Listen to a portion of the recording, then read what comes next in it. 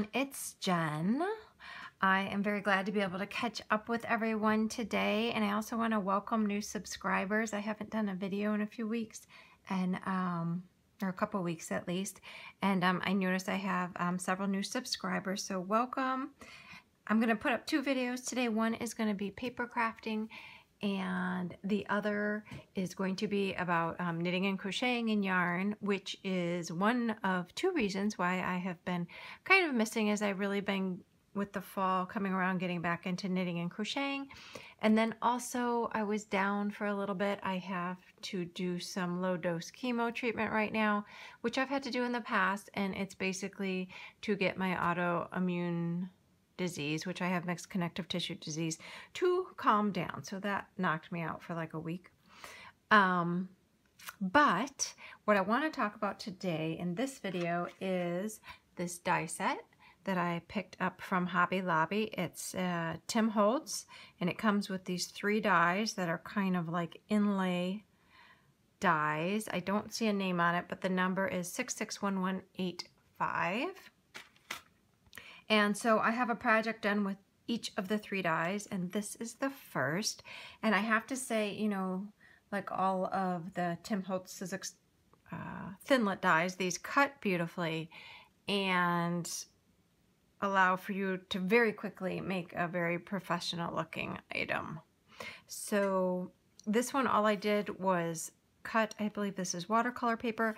I cut out the flowers with the die and then just layered the plaid paper behind there, so you kind of have that little peekaboo. And this is a sticker. I am not a sticker person, but I have been buying the sets of paper at Hobby Lobby that are hanging up above, that come in the little vellum packs. And I have been using some of these stickers. And like I said, I am not a sticker person at all.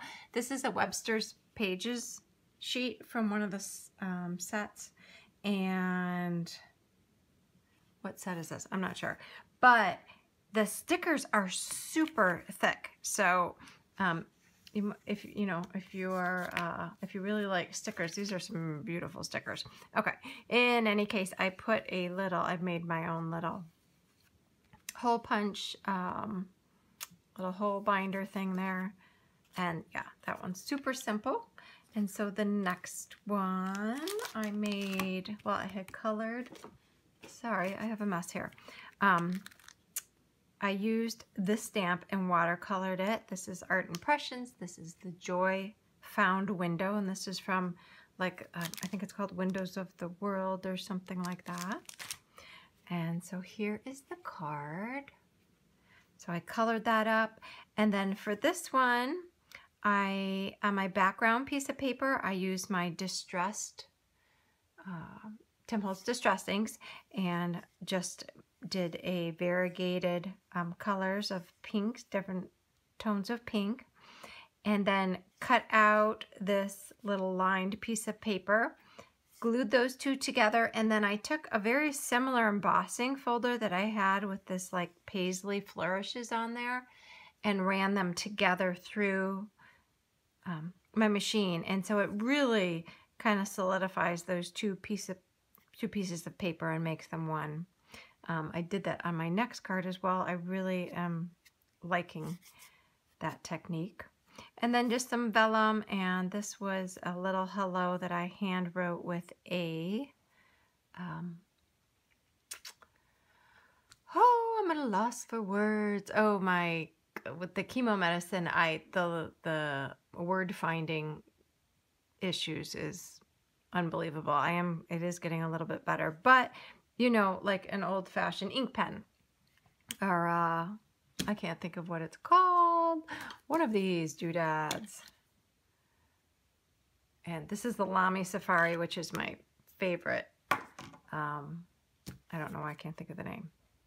In any case, and I took out some of the flourishes that popped out when I cut out that die and just put them on the inside.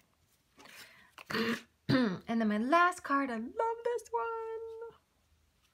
So this one I had taken, I cut the die out twice, and I used one as a stencil to just color in the background with some watercolors, and that's on watercolor paper.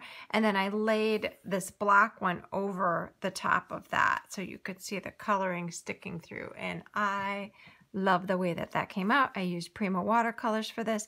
And then again, once that was all adhered together and everything, I used this super cute embossing folder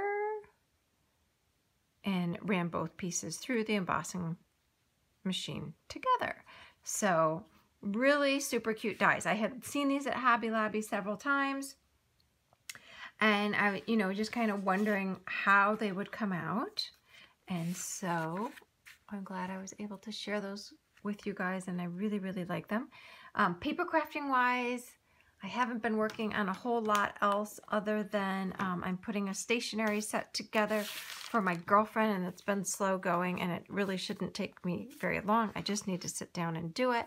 These were with, I think I may have shown these two already, I'm not sure. But when my girlfriend was here, she made some jelly print papers, and so I'm just making her little sets of super simple stationery with the jelly printing that she did while she was here. This is, again, I will say this is a fabulous activity for kids because you can come up with a stationery set that looks really nice but yet is super simple and easy to do if you have a jelly plate or make a jelly plate. So that's all I have for paper crafting right now. You guys take care. Happy fall. Bye-bye.